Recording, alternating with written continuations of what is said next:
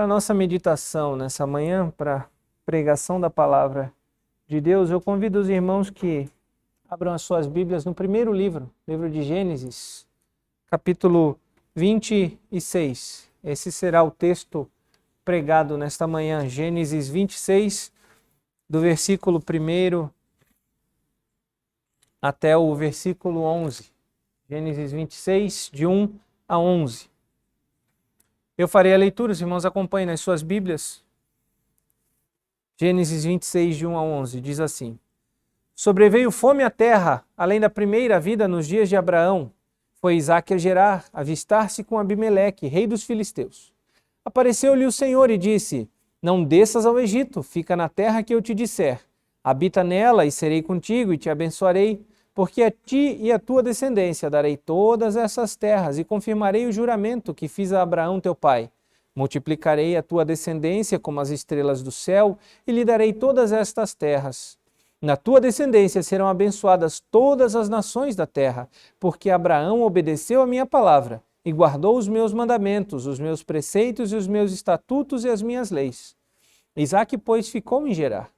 Perguntando-lhe os homens daquele lugar a respeito de sua mulher, disse: É minha irmã, pois temia dizer: É minha mulher, para que dizia ele consigo: Os homens do lugar não me matem por amor de Rebeca, porque era formosa de aparência.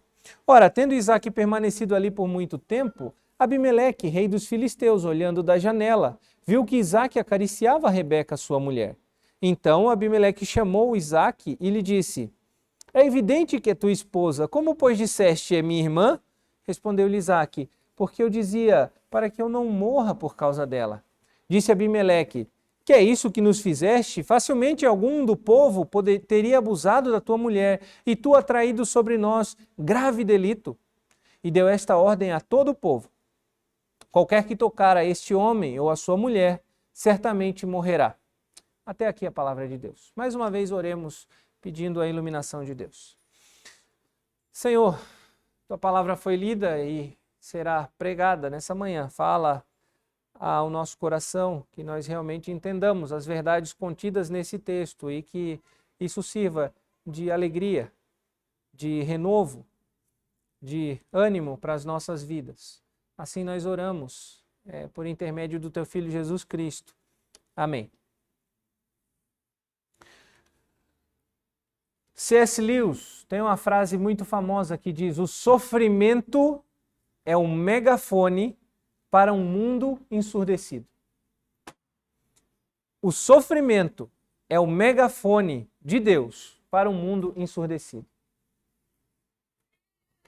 Estávamos contentes, a pandemia estava passando, estamos no fim da pandemia, os índices estão baixando, a vacina avançou, corrente Ômicron falhou. Não, mas a terceira dose resolve, a Ômicron não é letal, todo mundo pega e se espalha e passa e está tudo ótimo. Mais ou menos, continuamos em pandemia. Até quando vai? Não sei. O alfabeto grego, depois do Ômicron, tem mais pelo menos 7 letras aí para ter variante. Então, tem um bom tempo. Mas não é tão ruim assim a Ômicron, beleza, acho que vai voltar, o carnaval não vai ser cancelado, vai ser só transferido. Opa, para a sociedade já é um avanço. Guerra na Ucrânia. Qual vai ser o próximo? Qual vai ser o próximo? Vocês já pararam para reparar que a nossa vida é entre lutas e batalhas? A nossa vida é entre guerras e sofrimentos e pandemias? Quem vive no Mar de Rosa? Vladimir Putin vive no Mar de Rosa, talvez. Ninguém vive no Mar de Rosas. A nossa vida é uma vida muito mais de sofrimento do que de paz e tranquilidade. Se nós pegarmos a história nos conta isso. Pegarmos em um século apenas quantos acontecimentos na humanidade. Se nós pegarmos uma década, e lembrando de pandemia ainda, gripe suína, gripe aviária, a Ômicron, H3N2, tem mais alguma que eu esqueci? Nessa última década só. Ebola, quanta pandemia, quanta doença, guerra, Iraque, Afeganistão, Ucrânia, 2014 a Crimeia, eu nem me lembrava disso, agora estourou essa guerra, porque a Rússia tomou a Crimeia indevidamente. A Crimeia, quantas guerras nós passamos, quanta luta e sofrimento nós passamos. E no meio dessa luta e sofrimento, frequentemente, nós perdemos a esperança. Nós dizemos, não há saída, não há esperança. E falamos de problemas globais, mas quais são os problemas da sua vida? Quantos problemas na sua vida você tem passado? No seu mundo, não no mundo global, amplo. Porque a guerra da Ucrânia não afeta a gente diretamente. Nós continuamos a nossa vida normal. Mas quantos sofrimentos e lutas nós passamos na nossa vida? Quantas dores, e dores é sugestivo para alguns aqui, né? Quantas dores e lutas e aflições nós passamos diariamente e como isso nos abate, como isso abate a nossa alma. Eu lembro do salmista que diz, por que estás abatida, ó minha alma? Ele olhou tanta luta, tanta provação e ele se abateu. E ele então faz uma reflexão dentro dele, olhando para dentro dele e diz, por que estás abatido, ó minha alma? E Isaac aqui nessa passagem não é diferente. Não é diferente do que nós passamos. Isaac acabou de perder seu pai. Olha o capítulo 25, você vai ver a morte de Abraão. Isaac acabou de perder seu pai. Ainda no capítulo 25, há a esterilidade de Rebeca. Abraão se angustia e clama a Deus porque Rebeca era estéril, não podia ter filhos. E agora, para completar, fome. Perdeu o pai, não tinha herdeiros e agora a fome sobre a terra se abate. Semelhantemente a nós, que somos afetados diariamente pelas lutas e sofrimentos, Isaac também estava sofrendo. Estava sofrendo muito. E da morte do seu pai houve uma consolação, porque na passagem, no capítulo 25, ao final de falar da morte, diz que Deus abençoou Isaac. Deus já havia dado consolo a Isaac. Mas aqui no capítulo 26, nesses versos, novamente, mais uma crise se instala, mais um momento de aflição, que é a fome. Mas agora Isaac é o patriarca. Agora ele tem responsabilidade sobre todos os seus servos, a sua esposa e todos os que estão na sua casa. Ele tem responsabilidade de prover o sustento no meio da fome. A responsabilidade aumenta. E seguindo o exemplo de seu pai, Isaac vai rumo ao Egito, porque o versículo 1 diz, sobreveio fome além da primeira. A primeira está descrita anteriormente, quando Abraão sobe com Sara ao Egito, e lá ele então encontra comida, e Deus o sustenta no Egito. Agora acontece a mesma coisa, e Isaac quer seguir os passos do seu pai. Ele vai ao Egito, e quando ele está em Gerar, na terra de Gerar, ele então recebe a visita, por assim dizer, de Deus. Deus fala com ele, e Deus agora diz, olha, Isaac, não vai na terra do Egito, não vai ao Egito, não sobe ao Egito, fica aqui. E mediante a toda essa tensão que Isaac está e essa tensão que nós estamos, o tema, ou o título desse sermão é o que nós precisamos saber em meio ao sofrimento. O que Deus nos ensina em meio ao sofrimento. O que nós precisamos saber em meio a todo esse sofrimento que a humanidade passa, que nós passamos na nossa vida? E a primeira verdade que nós precisamos saber em meio ao sofrimento é que Deus reafirma e é fiel às suas promessas. Deus é fiel às suas promessas. Porque Deus vai a Isaac e diz, Isaac, não subas ao Egito, fica na terra que eu te disser. e eu serei contigo. A primeira promessa que Deus dá a Isaac é a promessa de sustento. Deus diz, não vai ao Egito, fica na terra que eu te disser, e eu serei contigo. Muitas vezes nós esquecemos de que Deus nos sustenta, de que Deus prometeu o sustento lá em Gênesis, quando da queda do homem, quando Deus diz, do suor do teu rosto comerás. Muitas vezes nós olhamos para aquilo e pensamos que coisa terrível, mas Deus está dando uma grande bênção lá. Ele está dizendo, comerás. Vai ser duro, vai ser pesado, mas você vai comer. Não vai passar fome. Eu vou te sustentar. Entre cardos e abrolhos, a terra dará o seu fruto.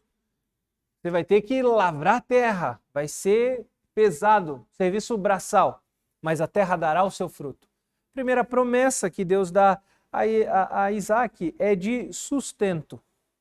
No versículo 3, Deus promete sustentar. Deus reafirma a promessa feita a Abraão e agora a Isaac. A segunda promessa que Deus reafirma é de aliança, dos versículos 4 ao 6. Os versículos 4 ao 6 diz, multiplicarei a tua descendência como as estrelas do céu, lhe darei todas essas terras, na tua descendência serão abençoadas todas as nações da terra. Essa era uma promessa que não era nova para Isaac. Isaac já conhecia essa promessa, porque quando Deus manda que Abraão pegue o seu filho, seu único filho, Isaac, e sacrifique ao Senhor, quando Abraão levanta o cutelo para imolá-lo, a voz do céu vem e diz, não faças isso, Abraão, comprovaste que és fiel, que me obedeces. E Deus então profere estas palavras na presença do próprio Isaac, que naquela ocasião estava ali para ser imolado. Então essa palavra não é nova para Isaac. Olha, eu vou ser o detentor dessa promessa, ou por mim essa promessa terá continuidade. Não, por isso é reafirmação da promessa. Deus olha para Isaac e diz, é por você, Isaac. E se você olhar bem o capítulo 25, novamente, tem muita pista disso, porque no capítulo 25 tem a morte de Abraão, como eu já falei, tem os descendentes de Ismael, tem os descendentes de Isaac. E dos descendentes de Isaac, há uma diferença entre os descendentes de Ismael. Nos descendentes de Ismael, há só a lista, esses são os descendentes e habitaram na terra e ponto. Os descendentes de Isaac, Isaac rogou a Deus pela sua esposa porque ela é estéril e Deus ouviu a sua oração e ela concebeu e ela então teria 2 filhos. A Reverendo Jonathan já falou sobre isso aqui há 2 domingos atrás, se não me falha a memória. Então, há um destaque feito nesses 2 filhos. 2 nações há dentro do teu ventre. E o relato segue dizendo que apenas uma nação seria a nação santa. Apenas uma nação seria a nação escolhida de Deus. E ele inverte a ordem. Ele diz, o mais velho será servo do mais novo. E em Romanos, como nós temos estudado, lá diz, amei a Jacó, porém me aborrecia a Esaú. Esaú era a linhagem natural de um filho da promessa, ou de um futuro patriarca, de um futuro detentor da primogenitura. Mas Deus diz, não, não é isso. É Jacó o meu filho. Jacó é a semente prometida. Então, o capítulo 25 nos lança a luz a entendermos essas alianças, essa reafirmação da aliança. E Deus diz, olha, de ti serão benditas todas as nações da terra. E é mais sublime promessa que essa não há, porque Deus diz a Isaac, olha Isaac, aquele filho nascido de mulher, prometido lá em Gênesis, ele será da tua semente, da tua linhagem, através de ti, ele virá ao mundo. O Messias prometido virá a partir da tua linhagem. E o que isso implica? implica que Isaac não iria falecer ou desfalecer ou morrer, nem ele, nem a sua linhagem, porque Deus o sustentara até aquele momento. E Deus o sustentaria, porque se da linhagem dele viria o Redentor, logo Deus não faria perecer a Isaac. Mas Isaac não olhava a promessa num sentido amplo, e Deus olha para ele e diz, é para você essa promessa, é através de você que serão benditas todas as nações da terra. E é fácil nós olharmos e dizermos, que bênção para nós a promessa de que o Messias veio. Mas deixa eu falar um pouquinho mais da promessa de Deus para nós hoje, um pouquinho mais, talvez detalhado do que apenas o Messias veio. Que promessas Deus tem para nós, para nos reanimar hoje? Deus reanima através das promessas, mas quais são essas promessas para mim? Primeira promessa que Deus tem para nós é a promessa do perdão. Deus garante o perdão. Em 1 João 2,1 diz, filhinhos meus, estas coisas vos escrevo para que não pequeis, se todavia alguém pecar. Nós temos advogado junto ao Pai, Jesus Cristo, o justo. A primeira promessa que nós temos, primeira promessa de Deus para nós, para nos reanimar, no meio de todo esse sofrimento, no meio de todo esse turbilhão, não do mundo, mas da nossa vida, é de que Deus garante o perdão. A segunda promessa que Deus nos dá, e nós lemos, esse texto fez parte da liturgia, que está em João 14, 16 e 17, é a promessa de um consolador. Deus promete um consolador. E eu rogarei ao Pai, e Ele vos dará outro consolador, a fim de que esteja para sempre convosco. E o Espírito da verdade que o mundo não pode receber, porque não o vê nem o conhece, vós o conheceis, porque Ele habita convosco e estará com vós. Se você está no meio do sofrimento, se você tem sofrido, lembre que Deus te dá o perdão. Deus te dá o consolador. Deus não te deixa abandonado. E a promessa mais importante para nós é a promessa da vida eterna. Deus prometeu e cumpriu e cumprirá a vida eterna. Não há motivo para renovarmos a nossa alegria maior do que a vida eterna em Cristo. João 14, 6. Poderíamos usar João 3,16, eu sou o caminho, a verdade e a vida, ninguém vem ao Pai. Esse é o 14,6, perdão. Cristo diz, eu sou o caminho, a verdade e a vida, ninguém vem ao Pai senão por mim. Essa é a promessa de vida eterna. Mas nós poderíamos lembrar de que Deus amou o mundo de tal maneira que deu seu Filho unigênito para que todo aquele que nele crê não morra, mas tenha a vida eterna. Essa é a sublime promessa de Deus para nós. Se isso não faz sentido na nossa vida, se isso não nos faz cantar exulta a alma, não há nada que possa nos animar. Não há esperança, realmente. Nós somos os mais infelizes dos homens. Se a promessa de vida eterna, de perdão, de um consolador que está conosco sempre, não nos reanima, não nos reaviva, não há promessa que faça nos alegrar. Não há boa notícia que faça alegrar.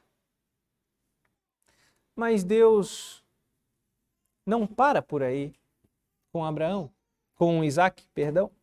Deus continua, Deus demonstra para ele o seu amor também. Então, o que nós precisamos saber no meio do sofrimento? Primeiro, que Deus é fiel e Ele reafirma a sua promessa a nós. Deus nos reanima reafirmando a sua promessa. Segundo, que Deus demonstra o seu amor por nós. Nós precisamos saber que no meio do sofrimento, Deus demonstra o seu amor por nós. Mas como Deus demonstra o seu amor por nós? Nos dando sustento, como Ele fez? Reafirmando a promessa? Não. Veja a sequência. Veja do versículo 7 para frente. Perguntando-lhe os homens daquele lugar a respeito de sua mulher, disse, é minha irmã... 6, perdão. Isaac ficou em Gerar, e perguntando-lhe os homens daquele lugar a respeito de sua mulher, disse, é minha irmã, pois temia dizer é minha mulher. para que dizia ele consigo: os homens do lugar não me matem por amor de Rebeca, porque era formosa de aparência. Ora, tendo Isaque permanecido ali por muito tempo, Abimeleque, rei dos filisteus, olhando da janela, viu que Isaque acariciava Rebeca, sua mulher. Então Abimeleque chamou a Isaque e lhe disse: é evidente que é tua esposa, como pois disseste a minha irmã? Respondeu-lhe Isaque: porque eu dizia, para que não morra por causa dela. Disse Abimeleque: que é isso que fizeste? Facilmente algum do povo teria abusado da tua mulher, e tu atraído sobre nós grave delito. E deu esta ordem a todo o povo: qualquer que tocar a este homem ou a sua mulher, certamente morrerá. Quando a gente fala que Deus demonstra o seu amor, e lendo esse texto, provavelmente os nossos olhos batem no versículo 11, né? Que ele deu esta ordem de que qualquer um do povo... Não, não é. Começa no versículo 7. A primeira forma como Deus demonstra o seu amor é expondo o nosso pecado. A primeira forma como Deus demonstra o seu amor por nós é expondo o seu pecado. Veja o que aconteceu. Isaque permaneceu por grande período lá. E Abimeleque então viu ele acariciando. E não tem nenhuma conotação sexual aqui, não era nada sexual, mas era apenas uma intimidade que só o casal tem. Eu lembro de um congresso sul-brasileiro de jovens da IPB, que nós participamos no Rio Grande do Sul, muitos anos atrás. Aliás, poucos, né? Porque eu jovem ainda sou, mas o congresso foi há muitos anos, me entreguei agora, né? E teve um miserável de um pastor que, antes da palavra, ele quis cantar uma musiquinha para alegrar. E sabe onde vai dar? Musiquinha para alegrar nunca vai dar ruim, vai dar ruim. E ele cantou aquela musiquinha infantil de aperte a mão do seu amigo que está mais perto, sabe? Aperte a mão para cantar lá, cante lá, aleluia. Só que ele não ficou no aperte a mão. Aí ele avançou e até uma hora que ele falou: faça uma cosquinha no amigo mais perto. E tinha um rapaz da nossa igreja que ele estava na última fileira do banco, então aqui era a parede. Quando ele olhou para o lado, estava a namorada do rapaz do outro lado. E ele, na cosquinha, ele falou: não vai dar. Vai dar ruim. É isso que Isaque estava fazendo. É uma coisa que você não pode fazer, a não ser com a sua esposa. Nada sexual. Mas se você fizer uma cosquinha na namorada, na esposa de alguém, fica ruim. Mas você só faz na sua esposa, porque não vai ter nenhum problema. E quando você olha isso, você diz: eles são namorados, noivos ou casados. Fica evidente para você. Essa é exatamente a situação que aconteceu aqui. Abimeleque olhou da janela e viu Isaque acariciando, fazendo cosquinha, tendo um momento de intimidade. Notem, aqui Jacó e Esaú não eram nascidos. O texto do capítulo 26, ele não está colocado na ordem cronológica. Eu esqueci de informar antes, mas isso é muito importante. O texto é colocado aqui, ou o 25 é colocado ali, exatamente por causa dessas promessas feitas a Isaque, ou da reafirmação das promessas, de que ele seria o pai de uma grande nação, por meio dele a continuidade. Por isso que fala das descendências anteriormente, fala da descendência de Ismael, dizendo: essa não é a linhagem prometida. Depois fala de Isaque, essa sim é a linhagem prometida. E aí fala de Jacó e Esaú e diz: Esaú não é a minha linhagem, mas é Jacó. E aí então a narrativa volta para uma passagem anterior a todo o acontecimento ali das linhagens ou do nascimento. Porque se há um filho, é evidente que são casados. Não tem como dizer: tem um filho, não, ela é minha irmã. Temos um grande problema aí, passa no conselho e vamos resolver. Né? Então não havia filhos. Isaque e Rebeca não eram casados. O texto, a sequência não está na cronologia. Então só um momento de intimidade para que Abimeleque olhasse aquela situação. E Deus usa então Abimeleque para expor o pecado de Isaque. E Deus demonstra o amor por nós, expondo o nosso pecado. Aquele pecado que é infundado, aqui o pecado de Isaque é temor de homens, ele temeu aos homens, ele não confiou na promessa. Versículos antes reafirmados: olha, fica nessa terra e eu vou te sustentar. Eu vou garantir, porque de ti serão benditas todas as nações da terra, porque eu vou te multiplicar a descendência. Ele não confiou completamente, ele temeu aos homens daquela terra. E quando eles o perguntaram sobre Rebeca, ele falou, minha irmã, uma boa escola ele teve. Abraão fez a mesma coisa com Sara no Egito. A diferença é que Sara foi tomada por Abimeleque e em sonho Deus revelou a Abimeleque. Mas ali, com Isaac, ninguém mexeu com Rebeca. Isso é uma prova de que um temor de homens infundado, esse era o pecado de Isaac. Mas qual é o nosso pecado hoje? Qual é o nosso pecado da incredulidade, da desconfiança ou de não confiarmos em Deus? Ou outros pecados escondidos que nós temos? Há duas formas de você se livrar desse pecado. Confessando o pecado, se arrependendo e abandonando, ou você sendo exposto, ou o seu pecado sendo exposto. Porque se Deus realmente te ama, se você realmente é um eleito, Deus não permite que você permaneça na prática do pecado. Se você realmente é um amado de Deus, é um eleito de Deus, você não continuará escondendo o seu pecado. Deus vai demonstrar o seu amor, expondo o seu pecado.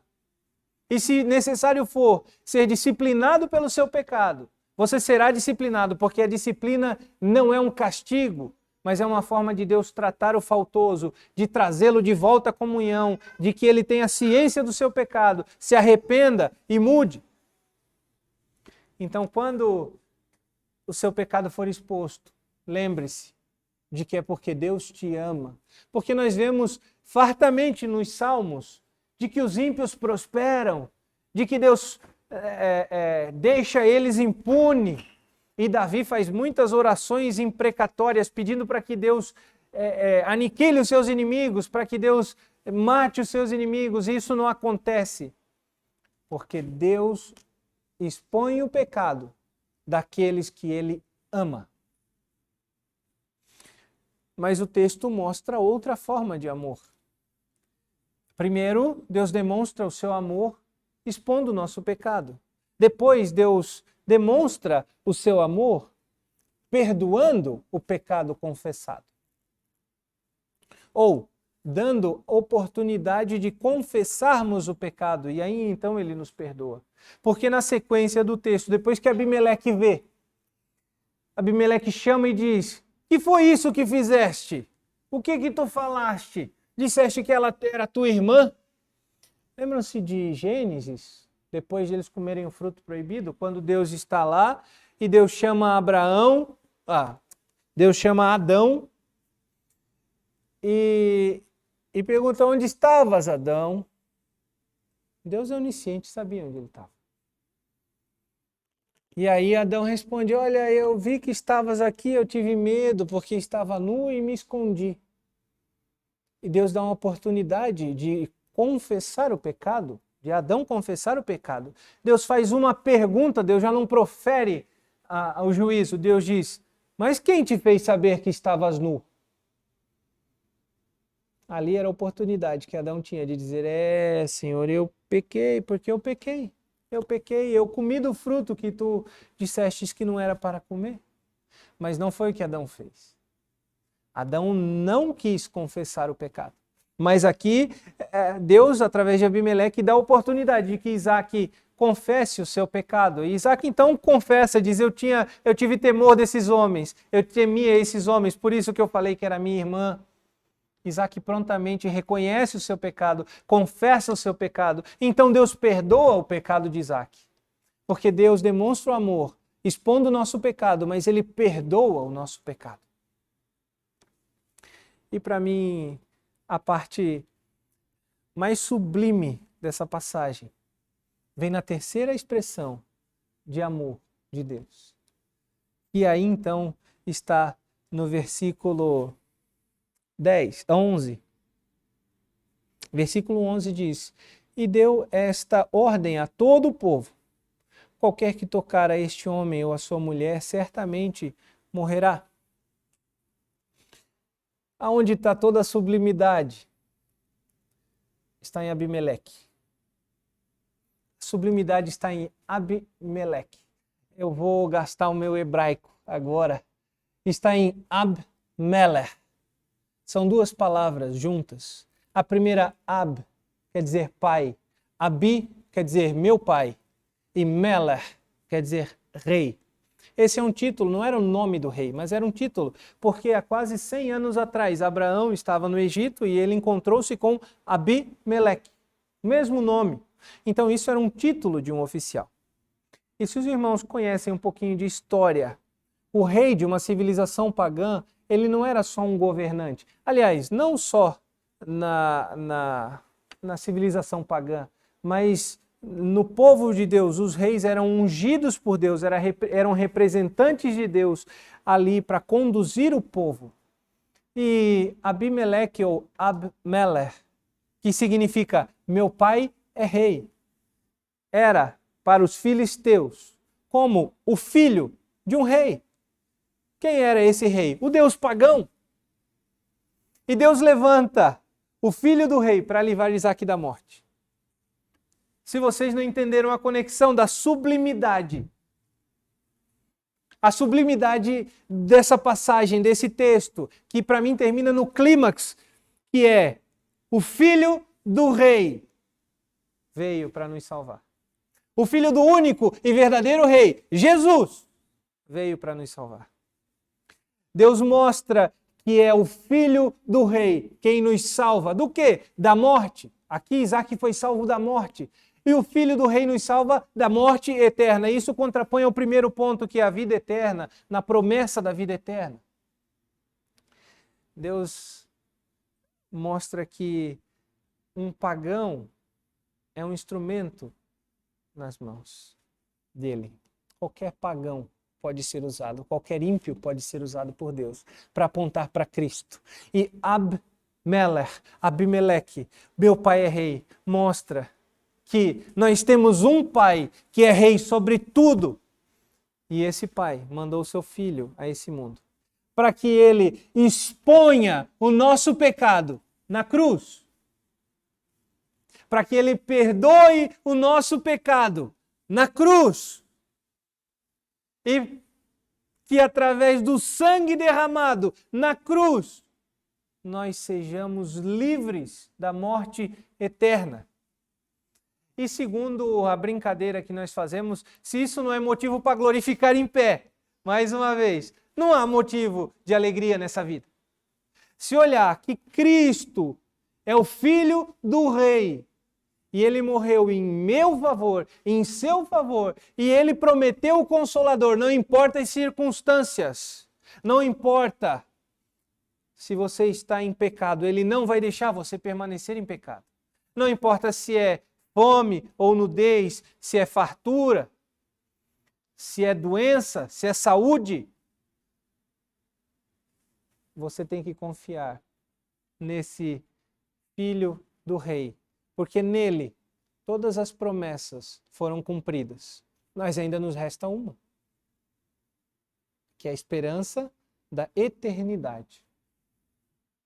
Essa é a promessa que Deus reafirma para nós. Olha, o seu pecado já foi exposto na cruz, mas você deve confessar o seu pecado.